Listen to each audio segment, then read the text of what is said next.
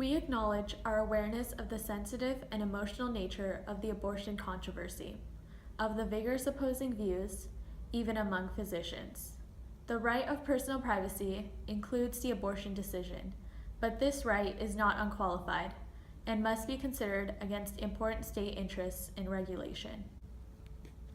Therefore, the United States Constitution, under the 14th Amendment and the Due Process Clause, guarantees a woman the right to an abortion.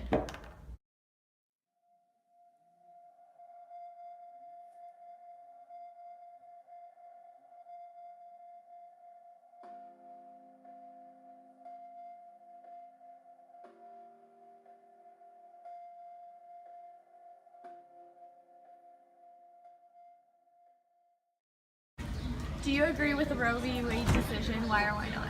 I do agree with the Roe v. Wade decision because a lot of women do not have a lifestyle that suits a child, or they have medical conditions and they need to get an abortion.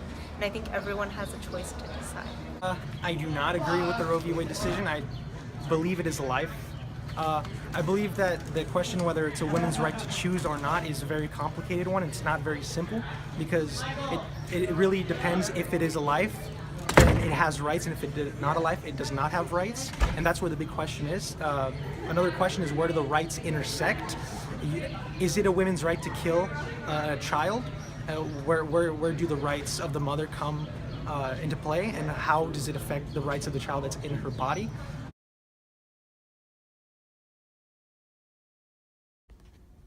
My name is Norma McCorvey. I am the plaintiff in the landmark case Roe v. Wade. I grew up in a very hostile environment and dropped out of high school. When I became pregnant with my third child, I sought an abortion to terminate my pregnancy, but was denied that right because abortion was only legal under life-threatening circumstances. I then proceeded and claimed that I was raped. However, without concrete evidence, I was unable to prove that I was indeed raped. So I dropped those charges and argued that the Texas law in place was robbing me of my rights. We will now hear arguments in number 18, Roe against Wade. Mrs. Weddington, you may proceed whenever you are ready.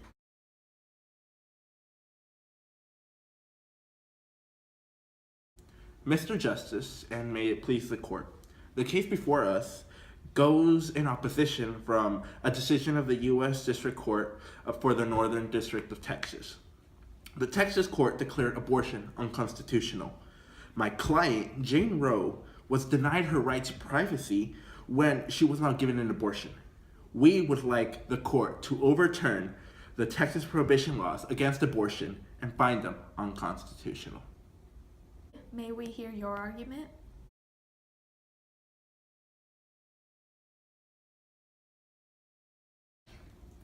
Mr. Justice, and may it please the court. It's an old joke, but when a man argues against two beautiful ladies like this, they are going to have the last word.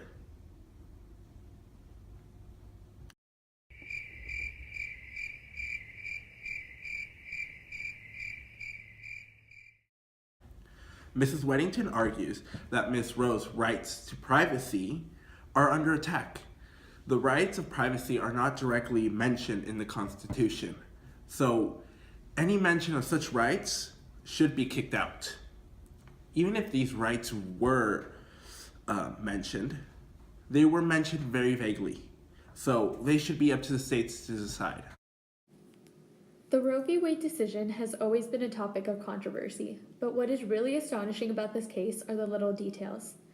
For example, Nixon appointed 4 conservative judges to the Supreme Court. Even with these conservatives on the court, the decision to legalize abortion was still passed almost 45 years ago. In addition, the number of women dying from back alley and self-inflicted abortions was completely fabricated prior to the Roe v. Wade decision. The numbers were exaggerated to sway public opinion.